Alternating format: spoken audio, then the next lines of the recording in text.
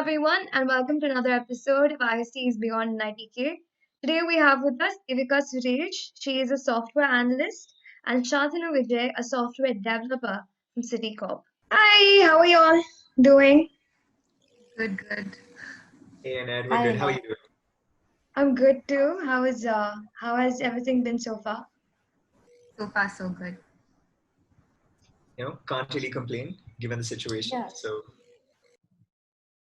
So can we start off today with a bit about all of yourselves? hi, my name is Shantanu. I was an electronics and communication engineering graduate from NITK in the batch of 2019. And I've been working in Citi for the, it took me a second. I've been working in Citi for the past year in compliance technology. I was the ISTE convener for the batch of 2018 to 2019 as well. Hi everyone, I'm Devika. I'm a civil engineering graduate from NITK, batch of 2019. I'm also working at Citi for the past 1 year now. And I was the chief coordinator for ISTE in 2018 to 19. So we can start off with our first question for today. How has your work experience been so far with Citi? So at least for me, like coming from a non-computer science background, it's been like a huge learning curve, a huge learning opportunity. Like I don't think I faced an issue exactly in trying to like match up with people who have had a computer science background, but it has been a lot of learning on the job, and it's been pretty good. Yeah, it's been a good experience. I think if you're gonna add anything, Shantanu. Yeah, sure. No, I mean, I'll second what Devika said. It is a different experience for everyone depending on the team you're in. But overwhelmingly, it's been positive. From the very initial training, where there's a lot of emphasis on getting everyone up to the sort of same or similar standards. Till the so at Citi we have 2 different rotations. We've just come to the end of our first rotation, at which point now we'll be transitioning to a new team. So it's a good time to look back, I guess, and it's been a good experience. I didn't come from a CS background either specifically, so it's been a lot of learning, but it's been very positive. It's been a lot of opportunities, a lot of challenges, and it feels like you are getting to learn and grow out of this experience. What attracted each of you to your current job profiles? Okay, so I mean, I'll take this one, I guess, a little bit. So I was interested in going for sort of finance tech sort of mixed role, largely because I was interested in finance and I wanted somewhere where there's exposure to sort of the domain knowledge as well as the technical side of things. And I heard great things about Citi, so Devika, as I'm sure you know, interned at Citi as well. And they had only really good things to say about the company, the culture, the fact that it cares about employees, it cares about growth and development. And overwhelmingly, it seemed like a very positive and beneficial place to work, especially as a fresh grad. Similarly with, reviews from other seniors and things like that. It's a good company. And I mean, Pune is a nice city as well. So that was a little added perk. For me as well, initially when I'd applied for the interview in third year, I was just kind of trying, to be very honest, to like switch out of my core branch. So I was looking for any opportunity that I could apply for, and this was one of the first companies which were accepting like applications from other branches, which in itself seemed like a good sign, that they're not just looking at your background, they're seeing how you can apply like your brain and how you can think on your feet and how you can be analytical. So I think that in itself attracted me to the role. And once we had our internship and we had our projects and we got to know the kind of work they do and the kind of people and the kind of culture they have, yeah, I was all for it. While in college, how did you prepare yourselves to pursue the field that you are in? To be very honest, like I went into the interview for the internship without any preparation because I didn't know what I was looking for, to be very honest. So all the prep that I had was from what I had learned in school when it comes to comp science and what we had done in first year. But I think a good base will always help you. Like you don't need to learn something too complex. Just what you've learned in your school or in your first year, just like brushing up on the basics. And I think that's all that you'll be needed for like the first couple of rounds. They're not looking for someone who knows everything already. They're looking for someone who's willing to grow, who's willing to learn. So as long as you have a good base, I think you're sorted. Shantanu? So yeah, just to I guess add on to it, yeah, the very first year computer course that we all share, that's very good for building some fundamentals. And if you're in EC, for example, even if it's not a CSIT branch as such, it's we have a DSA course which is sort of mandatory for everyone, and that was very helpful to make sure that you get a little more than the core basics and you get to stay in touch with it. Specifically in my branch, a lot of our projects are, sometimes software based. So that helps stay in touch again with it. So you don't get rusty. You still remember what you've done. I think it's good to have those sort of basics, but it's much more about the analytical skills you bring to the table and stuff when it comes to the interviews. As for the job itself, the specific roles we're doing, a lot of it, I'll be very honest, is, training on the job. It's on the go. I don't think college can give you skills and, the ability to grasp and learn new things. But I think what you need for the job, they're very good at teaching you on the job. So with Citi, when we first joined, I think around 1 or 2 months, we had basically a training period where everything from the finance domain knowledge, as well as, proper coding concepts, like actual fundamentals taught, properly from A to Z. That really does train you quite a bit. So even as someone, for example, who had nothing to do with Java before this, you come in and over, 1 month, you're taught everything you need to do to create sort of like a proof of concept project with a small team. And that's, I think, how you really learn how to work as a team, how to work with software development. You learn a lot of concepts there, a lot of design principles, things like that. So college can definitely take you towards that direction. It's important to stay sharp, practice some skills, make sure you sort of know what you're aiming towards. And if you know what kind of company you're aiming towards specifically, you know what kind of things you need to prepare for. But don't worry, every company is going to be great at training you once you're in for exactly what they want you to be able to achieve and learn while you're fulfilling your role there. Devika, how did you secure an internship at Citi in your third year? It was like almost 3 years back. But at least for us, we had 3 rounds of interviews. The first round was a written round. So I think we had both objective and subjective questions.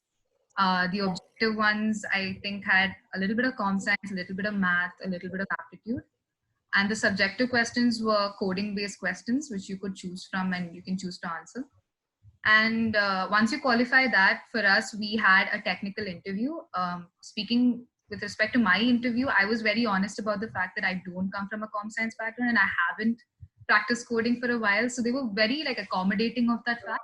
They would explain comp science concepts to me and see how I would apply it on the spot, or ask me alternative aptitude or logic questions so that I would be able to think on my feet, think out your process. So even if you don't know an answer, don't immediately be like, I don't know it.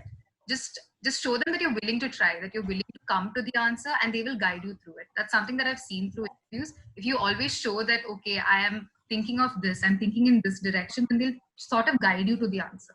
And that's how you should always do interviews. Don't just blanket refuse and say, I don't know this answer. From that, I think the third round was a basic HR round. They were just checking how you fit in with the company and work culture, and how your personality is and what you're aiming towards, what your plan is, if you have some kind of goals for your future, things like that. So I think that was it for our internship. Shantanu, how was the recruitment process for Citi?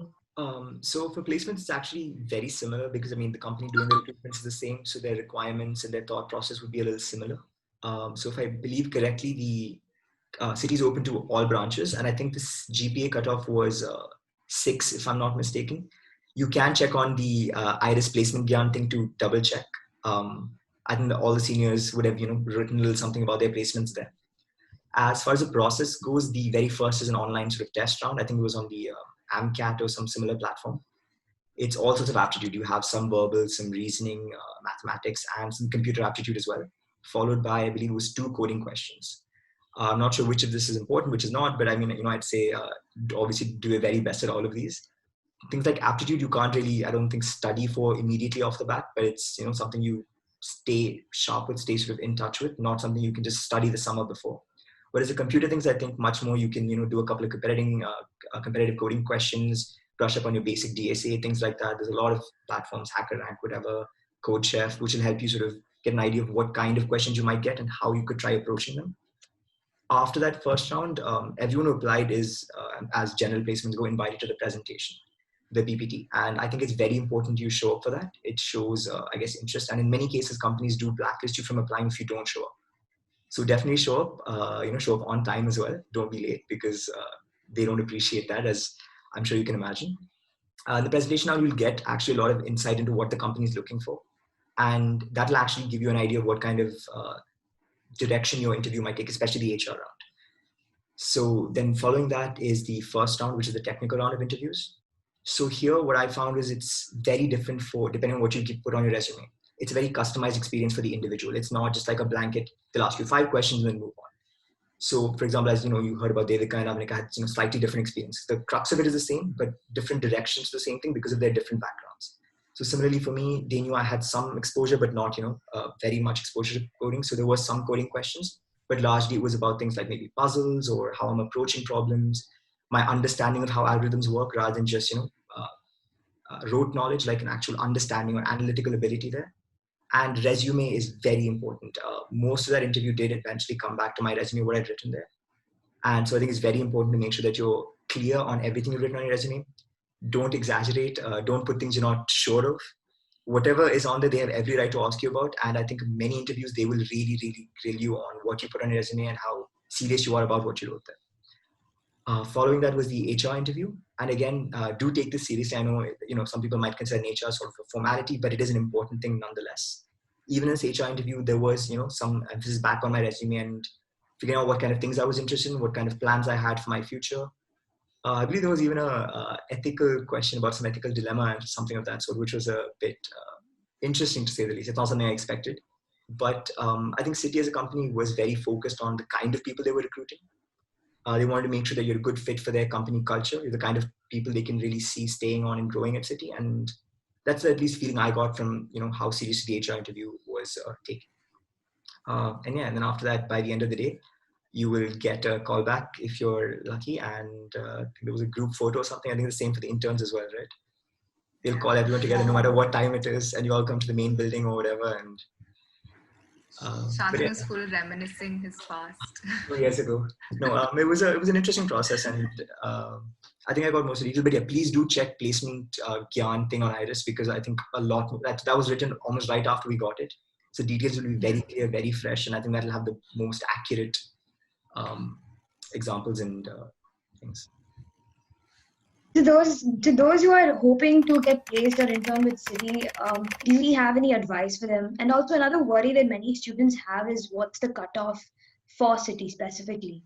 I think like Shantanu mentioned, we think the cutoff was 6. I don't know if there's been any revisions to that, but it's usually 6 or 7. That's the cutoff for most companies, I believe. I'm not very certain.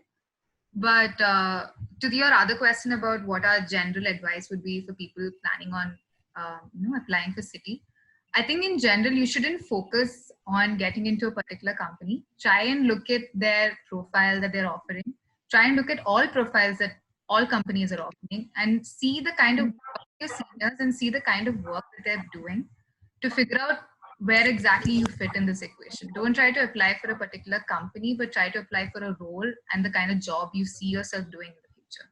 It's okay to take your time about it to figure out what exactly you want to do, but don't blanket apply to a company as such, is my advice. Just to add on to that, I think, it's definitely very difficult to, know what you want to do with the rest of your life, or to have a very clear idea of where you want to be. It is definitely very difficult, but it's definitely something you need to start thinking about, and the earlier the better. Because once you're in the thick of it, once placement interviews have started, once companies are already coming on campus, there's a sort of, I guess, a fever that starts, and everyone's thinking just applying, trying to get an internship, get a job. I think before you get to that phase, if you have some thoughts on what kind of things you're looking for, it's easier to sort of guide yourself in your own application process. So that you come into it with some preparation, and you're not just caught up in that, and you stop making plans, you stop thinking it through. It's not just about getting a job. It's not just about the company, as I think Amika and Devika mentioned. It's about the role where you are at, what you're planning on doing. So definitely talk to your seniors, find out what kind of roles they're in, what kind of roles they know that their friends, their colleagues are in, so that you know that you can find the kind of role that is best suited for you, the kind of role that you're looking for, where you want to keep progressing maybe. And apart from that, do put in some time and effort. Don't leave it off for summer. And then, after summer, don't push it off till college starts. It's never too early to start, especially once you've reached, I guess, third year or final year, because you don't want to be stressed out and just super rush in the thick of things. You want to take your time. You want to be well rested before your interviews, things like that. With Citi in particular, as we mentioned in our responses, it's a company that cares a lot about the kind of person you are and whether you fit into the culture there. They're looking for grads who, as Avnika mentioned, take initiative, who will, challenge the status quo. They don't want you to come in and just, go along with whatever's happening. They would like you to bring in unique ideas, innovative ideas, unique perspectives. So they really do have expectations of grads beyond just being, just another developer, just another analyst. And yeah, so it's important to bring that with you when you come in and make sure that, you're applying for the kind of roles and jobs where you actually see yourself making an impact, where you see yourself wanting to do something there, and not just, I think what you said, pillar between school and your high studies. Yeah, that's I think the wrong way to look at it. That way you're almost wasting opportunities that you've been given or that you would have otherwise had access to. Again, for those who are looking into your respective fields, what are some upcoming things that they should be aware of? With regards to my team, again, it's very much big data oriented. I work in compliance tech, so a lot of it is about data analytics and maintaining databases, finding patterns, things like that. But I think beyond technology, which will definitely change from team to team, it's a very different experience depending on what area, what domain you're working in. I think one thing we'll probably see in our sort of industry is the fact that remote work is becoming much more popular and widespread. So Citi always had a work from home policy where it was possible to work from home. So for us, this shift wasn't as drastic as it might have been for some other companies. But 100% or like almost 100% work from home model is definitely a big shift. And this is, I think a lot of companies are seeing that, things are still working, productivity hasn't been impacted. So anyone getting into any sort of IT or, even this kind of, these kind of jobs where it's possible to work from home, services side, things like that, definitely do keep in mind that jobs are likely to become more remote, which will definitely change your work life, the kind of interactions you have, the entire way in which you work. And I think, because people aren't necessarily going to be moving to cities or IT areas such as, Bangalore, Hyderabad, Pune, you might see a difference in things like compensation or changes in where you're, the way you're expected to shift or move, or the kind of opportunities that will be available to you. At this particular point, there is still recruitment happening for these companies. It's not like they've slowed down or stopped at all. But a lot of these recruitments are virtual. This onboarding is virtual, and it's something that definitely people have to adopt to. Where you don't have your coworker sitting beside you, you have to get very good at things like emails, at video conferences, voice conferences, things like that. It's a different style of working that I think is becoming much more popular and much more widespread. I think, like, to add on to Shantanu's point about working remote, like one of the main challenges I faced even when we weren't working remote is self-promotion. Like that's something that we've always been taught not to do. Like don't promote yourself too much, be humble. But this is a platform, like once you get into work, you have to have a certain amount of like confidence to speak up and like try to put your points out there, even if you're a grad. And that's something that's going to come up a lot if especially if you're working remote, because you're going to have to reach out to as many people as possible to get your work done, and you shouldn't shy away from it. And it's all about collaborating and getting your point across and trying to connect with as many people as possible. So try to get used to that. Try to get used to like not being afraid to ask stuff or to put your agenda forward or whatever. So I think that's really important, especially in these times. Coming to work from home, do you think that your profiles will be in much demand through and after COVID-19? I don't think that COVID has had a very strong, I mean, I'm sure it's definitely had an impact. It wasn't an easy thing for an entire company of the size of Citi to, shift to a work from home model. But I mean, we know that, the people are still being, at least full-time employees shouldn't see any sort of negative impacts, I don't feel. There may not be any sort of spectacular growth because of COVID, but it's not like growth has slowed down or stopped necessarily because of COVID either. Like I mentioned earlier, we're still having onboardings. It's all virtual, but it's still happening. And there are still opportunities. Grads are still being recruited. The dates may be being shifted around. Things are being delayed, but no, I don't think there would be any sort of large-scale layoffs or anything of that sort. For full-time employees, it's been pretty stable and pretty consistent in that sense. And I guess just to add on a little bit about working from home, it's important to find that sort of balance. Some teams may expect you to stretch or might not consider the fact that office timing still exists. I think it's important to be very clear about the fact that you do have to find a balance, especially in these times when people may be alone or people may not be able to go out and things like that. It's very important to make sure you get time to balance it. And I think with most teams, that's very much understood. Even these managers themselves would want a work-life balance for them, their families. I think one advantage of work from home, though, in terms of productivity, has been that you can really work when you're feeling productive and then take breaks in between when you're feeling like you're trying to slack off. So, for example, if you want to take have a workout in between or take a small break to make some lunch or something, as long as I think you're getting your work done and you're finding ways to optimize your own productivity, and that the company is flexible for it, there's a lot of a lot of good in it as well. While it is definitely difficult, and while it's very different not having your coworkers around you, not having that kind of casual interaction, there are some advantages that we'll see to it, and I think in some ways it can improve productivity for certain people in certain times as well. I think it's also Although I think that was study in like self-discipline, because it's not like nobody's sitting on your head telling you have to get this done, but it's all up to you. Like you have a deadline and you have to reach it, and it's according to you how you're gonna use your time wisely. And if you try to push yourself to do everything like all at once, you're soon to like burn out, especially in this kind of situation that we're in. Like we're all cooped up in our homes. So I think Shantanu's point is very valid in the sense that you should try to space out your productivity and try to maximize it as much as possible. And we're all still, but then we're like adapting pretty well considering the situation. So I think it's interesting. It's you'll get a opportunity to out what you're naturally drawn towards, see that you have so much time and how you would use your time. Like, the usual excuse of like I don't have time to do this is no longer valid. So you can see what you're naturally drawn towards, seeing that you have time now. So I think it's interesting.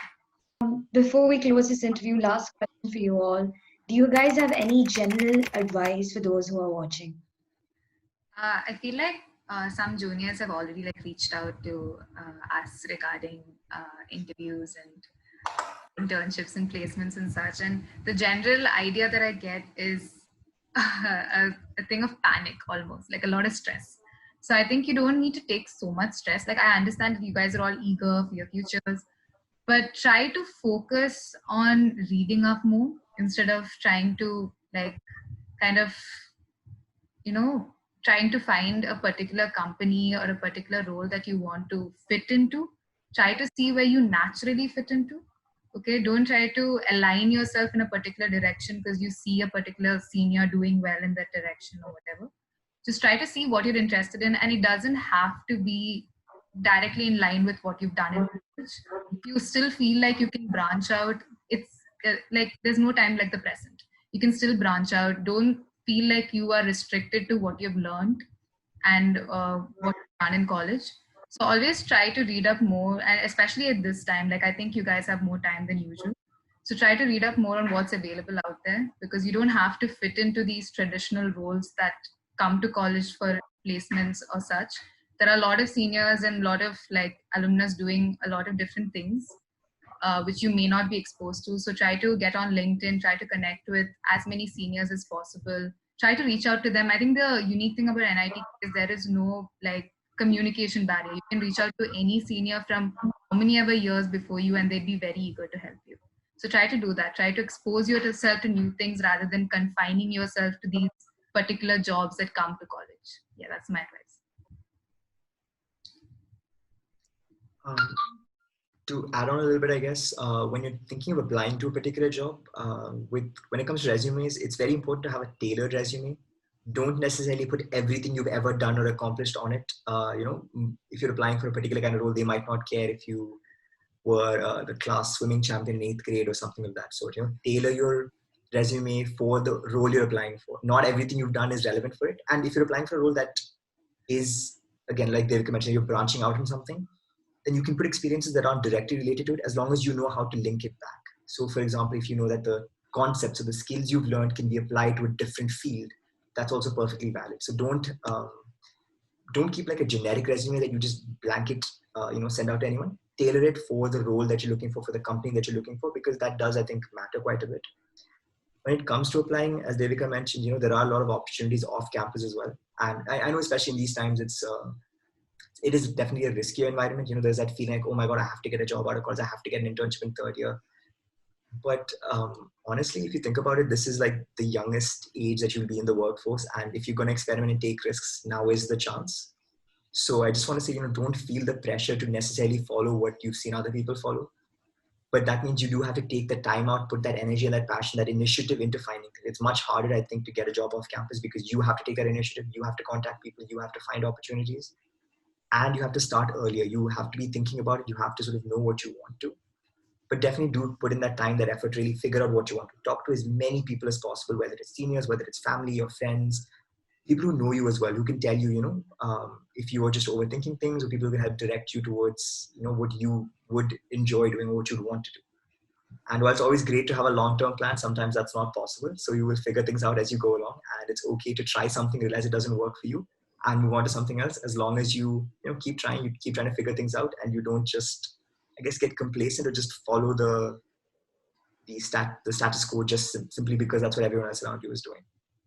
So one, I guess, more piece of advice, much more very practical, I guess, is with personal finance, regardless of what sector you're going to, what you're doing with your life, whether you're working, whether you're not. Things like investments, taxes.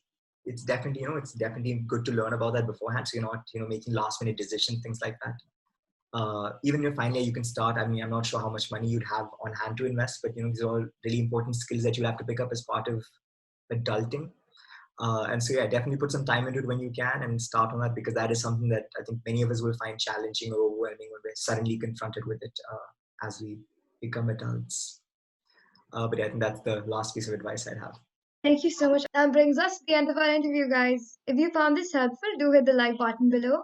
And don't forget to share and subscribe to find out about more opportunities beyond an ITK.